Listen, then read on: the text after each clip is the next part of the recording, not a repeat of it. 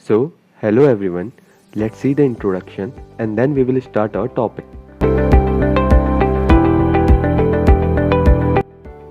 हमारा आज का टॉपिक है BAMS वर्सेस BHMS। तो हम इस पर बात करेंगे कि कौन सा स्ट्रीम जो है आपके लिए सबसे बेस्ट रहेगी। हम इसकी फुल फॉर्म डिस्क्राइब करेंगे, कोर्स के बारे में बताएंगे, BAMS किस पर बेस्ड है, BHMS किस पर बेस्ड है, कोर्स की ड्यूरेशन के बारे में बात करेंगे, दोनों की एडमिशन किस तरीके से होगा, कौन सा एग्ज़ामिनेशन होता है, क्या क्राइटेरिया होता है, इन सब के बारे में बात करेंगे।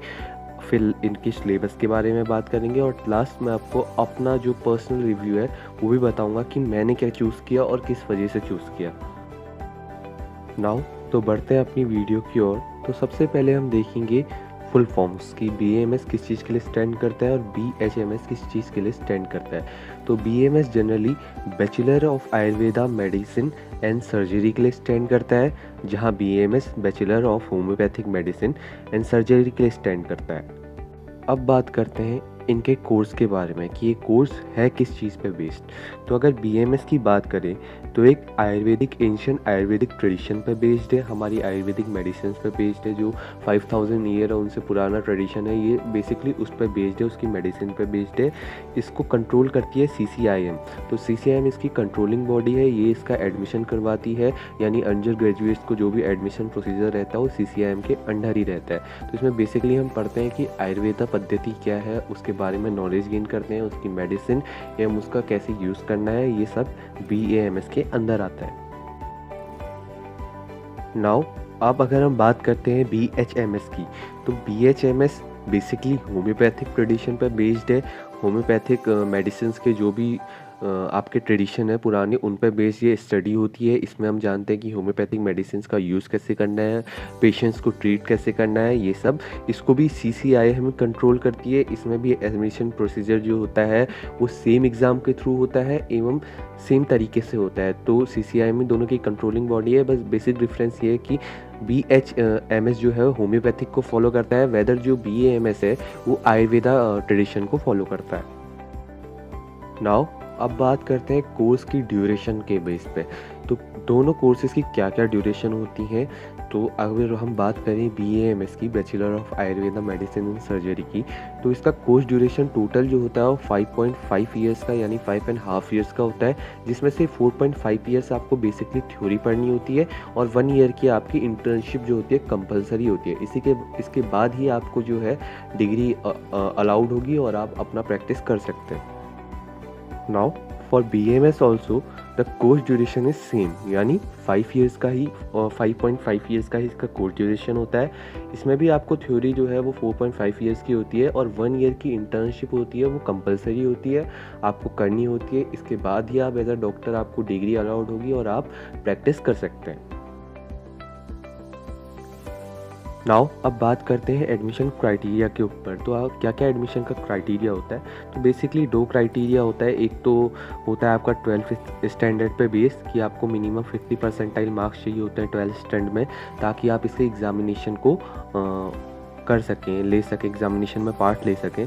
तो 50% चाहिए होता है जनरल के लिए और 40% चाहिए होता है ST SC OBCs और अदर कास्ट्स के लिए, जो रिज़र्व कास्ट है उनके लिए, ताकि वो एग्जामिनेशन में अपीयर हो सके। नाउ सेकेंडली जो इसका पूरा एडमिशन का क्राइटेरिया होता है पूरा सेम होता है, बट इसका काउंसलिंग में डिफरेंस होता है।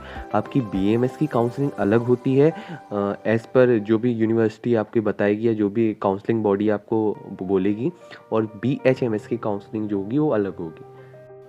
नाउ अगला क्वेश्चन बनता है कि दोनों ही कोर्सेज को ऑप्ट करने के लिए हमें कौन सा एग्जामिनेशन देना होता है। तो इन दोनों के लिए ही एक ही एग्जामिनेशन होता है, डेट इज़ नीट। आपको नीट ही देना पड़ता है मिनिमम क्वालिफिकेशंस के साथ। तो नीट जो होता है हमारा national eligibility cum entrance test होता है, जिसको आपको क्लियर करना होता है विद मिनिमम मार्क्स। जो भी कट ऑफ जाती है उसके रैंकिंग के अनुसार, जैसे जनरल के लिए कोई भी कट ऑफ गई आपको उतने से ऊपर आना पड़ता है, पास आउट होना पड़ता है, तभी आप किसी भी प्राइवेट गवर्नमेंट कॉलेज में एडमिशन के लिए काउंसलिंग के थ्रू अप्लाई कर सकते हैं।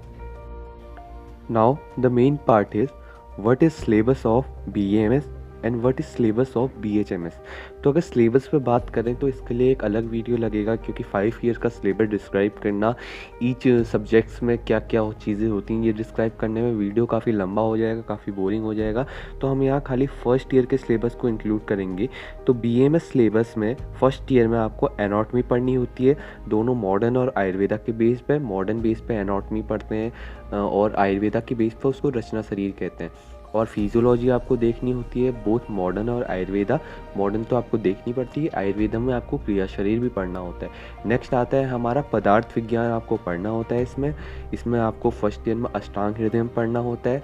देन आपको एट लास्ट संस्कृत भी फर्स्ट ईयर में इंक्लूड होती है, जो आपको पढ़नी होती है। तो ये है BAMS के फर्स्ट ईयर के सिलेबस। तो इससे आपको एक आइडिया लग जाएगा कि आपको ये सब्जेक्ट्स पढ़ने में कितनी आसानी होगी या कितना डिफ़िकल्ट आपके लिए रहेगा ये सब्जेक्ट्स पढ़ना एज़ कम्पेयर टू BHMS। तो अब हम बात करेंगे BHMS के सब्जेक्ट्स के बारे में। तो मोस्टली इसमें सब्जेक्ट्स जो होते हैं वो डिफ़र करते हैं, बस 1-2 सब्जेक्ट सेम रहते हैं।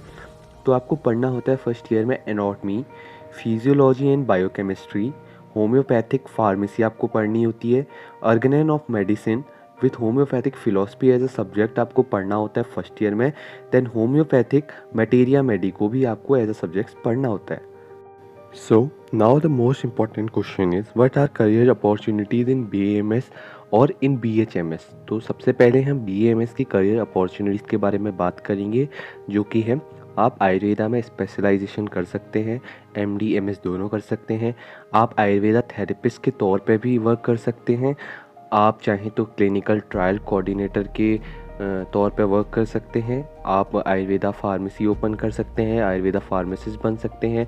आप चाहें तो लेक्चरर बन सकते हैं अगर आपने आयुर्वेदा में स्पेशलाइजेशन किया है MD और MS किसी भी सब्जेक्ट से, तो आप उससे जो है किसी भी कॉलेज में as a teacher good amount of money earn कर सकते हैं। So next is career opportunities after BHMS।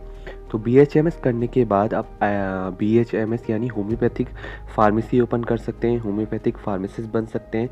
As a doctor आप प्रैक्टिस कर सकते हैं, आप चाहें तो स्पेशलाइजेशन करें, पब्लिक हेल्थ स्पेशलिस्ट बन जाएं, और आप लेक्चरर के तौर पे भी जो है अपना जॉब कर सकते हैं और अच्छी अर्निंग कर सकते हैं। तो BHMS और BAMS के ये करियर एडवाइसेस हैं।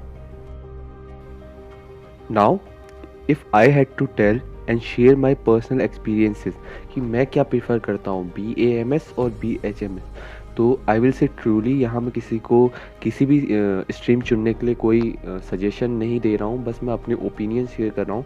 तो मैंने पर्सनली जब मेरा MBBS क्लियर नहीं हुआ था तो मैं परस्यू किया था BAMS rather than BHMS, because you can see that in this type of pandemic, so in Covid situations भी जो हुआ एलोपैथी समहाउ फेल्स और आयुर्वेदा का ही लोगों ने सपोर्ट लिया। तो this time is golden time for Ayurveda according to me. ये टाइम जो है गोल्डन टाइम है आयुर्वेदा के लिए, और ये और ज़्यादा बढ़ेगा इन फ्यूचर कंडीशन। तो अगर आप देखेंगे भी तो BHMS का स्कोप वर्सेस BHMS के स्कोप से, तो BHMS जो है स्लाइटली रैंक करता है ऊपर BHMS से।